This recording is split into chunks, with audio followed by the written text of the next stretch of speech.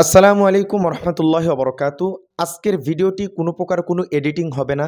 এজন্য আমি আপনাদেরকে ফেনীর যে বর্তমান চিত্রগুলো, ভিডিও চিত্র, পিকচার আমি আপনাদেরকে দেখাতে পারবো না। শুধু এটা কেন হয়েছে, আমাদের কি করতে হবে এই ব্যাপারে কিছু কথা বলবো। আমি মনে করি স্বাধীন দেশের একজন নাগরিক হিসেবে এ সম্পর্কে আপনার জানা দরকার। দেশ মাত্র স্বাধীন হয়েছে, সব প্রকল্পগুলো নষ্ট করে গেছে স্বৈরশাসক হাসিনা।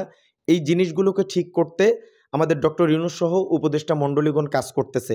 এই সময় ফেনীতে হঠাৎ এত বড় একটা বন্যা, যেটাতে লক্ষাধিক মানুষ আটকে গেছে, এবং সেই সাথে যারা গত বন্যায় কাজ করছে, সুমন, তাশরিফ খান, ফারাজ করিম, তৌহিদ আফ্রিদি, এদের উপরে মানুষের ক্ষোভ, এবং তারা বিশ্বাসঘাতকতা করছে এবং তারা অনেক ফ্রডের শিকার হয়েছে। তারা এখন মানুষের বিশ্বাসের যোগ্য নাই।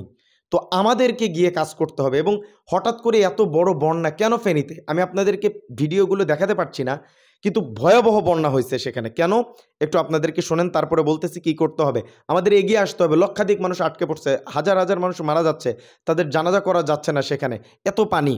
গত 40 বছরের রেকর্ড ভেঙে ফেনীর মোহরী নদীর পানি বিপদ সীমার অন্তত 55 সেন্টিমিটার উপর দিয়ে প্রবাহিত হচ্ছে। বিপদ সীমার উপরে চলে গেছে, 55 সেন্টিমিটার বেগে পানি আসতেছে। কারা ছাড়লো, কেমনে হলো একটু শোনেন। ভারতের ত্রিপুরায় অবস্থিত ডাম্বুর হাইড্রোলি ইলেকট্রিক পাওয়ার প্রজেক্ট ডাম্বুরার গেট খুলে দেওয়া হয়েছে। সর্বশেষ 1993 সালে ভারত এই গেট খুলে দিয়েছিল। এরপরে এই যে আজকে সকালে খুলছে, যার ফলে নোয়াখালী, কুমিল্লা অঞ্চল বন্যা পরিস্থিতি ভয়াবহ আকার ধারণ করেছে। পানি বন্দী হয়ে পড়েছে লক্ষাধিক মানুষ। সেনাবাহিনী, নৌবাহিনী, স্বেচ্ছাসেবী সংগঠন এবং সমাজের সকল স্তরের মানুষকে এগিয়ে আসার অনুরোধ করা হলো। মানে অবস্থাটা অনেক ভয়াবহ, সবাই পোস্ট করতেছে। এখন আমাদের কি করণীয়, আমাদের এগিয়ে আসতে হবে। প্লিজ ভাই দেখেন, আমি চেষ্টা করতেছি কয়েকজনের সাথে কথা বলে যাওয়া দরকার ফেনীতে। ফেনীর মানুষের পাশে দাঁড়ানো দরকার। ফারাজ করিম নাই, এদেরকে কেউ বিশ্বাস করে না। এরা টাকা নিয়ে, মানুষের টাকা নিয়ে অনেক ধরনের মানুষ ইমোশনে হিট করছে। ভারত পানি ছেড়ে দিচ্ছে। কোথাকার পানি এটা তো আপনাদেরকে শুনালামই। এই যে ডাম্বুর গেট খুলে দিয়েছে ভারতের ত্রিপুরায়, সর্বশেষ 1993 সালে খুলে দিয়েছিল। স্বৈরশাসক ফ্যাসিস্ট হাসিনা বোধহয় চেষ্টা করতেছে বাংলাদেশের পরিস্থিতিকে একটু অস্থির করে তোলার। সব কিছু স্বাভাবিক হয়ে যাচ্ছে, এটা তার সহ্য হচ্ছে না। আমাদের সবার যে যেখান থেকে পারি আমাদের এগিয়ে আসতে হবে। এবং সেই সাথে সেখানকার মানুষ পানি পাচ্ছে না। সাধারণ জনগণের ঘরবাড়ি নিয়ে সরকারি অফিস পর্যন্ত পানিতে, দেখেন একদম টলমল অবস্থা, একদম বাজে অবস্থা সেখানে।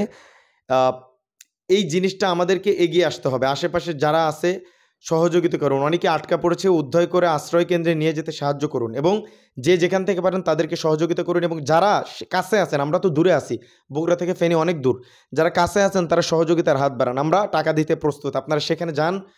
ফারাজ করিম হয়েন না, তৌহিদ আফ্রিদি হয়েন না।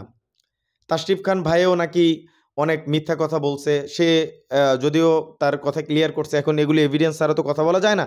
তো আরও যারা ফেমাস ব্যক্তিগণ আছেন, যারা মানুষের বিশ্বাস অর্জন করছেন, আমি মনে করি কাফি ভাই আছেন, আমাদের কি বলে মনা ভাই আছেন, শামীম আহমেদ ভাই, আরও অনেকেই আছে। তারা যদি যায় অবশ্যই মানুষ সহযোগিতা করবে। ফেনীর পাশে দাঁড়ান, সেফ ফেনী, ফেনীকে সেভ করুন। ফেনী এবং সেখানের যারা আশেপাশে যা আছে, এই সমস্ত কিছুকে আমাদেরকে হেফাজত করতে হবে, না হলে অবস্থা ভয়াবহর দিকে চলে যাচ্ছে। এগুলোকে আমি সেনাবাহিনীর ভাইদের প্রতি এবং যারা স্বেচ্ছাসেবী সংগঠনের সকলের প্রতি অনুরোধ করছি, আপনারা খুব দ্রুত এই ফেনীকে রক্ষা করুন। এবং আশেপাশে যে সমস্ত এলাকা ডুবে যাচ্ছে, আপনারা সহযোগিতা চান সেখানে যান, ভিডিও বানান, বিকাশ নাম্বার দিন, আমরা সহযোগিতা করবো ইনশাআল্লাহ। ফেনীকে সাপোর্ট করেন।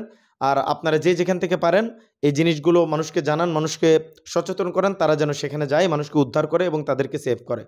এই ভিডিও এই পর্যন্তই। পরবর্তী অবস্থা জানতে আমাদের চ্যানেলটি সাবস্ক্রাইব করে আমাদের সাথেই থাকুন। ধন্যবাদ সবাইকে। আসসালামু আলাইকুম রহমতুল্লাহি ওয়া বারাকাতুহু।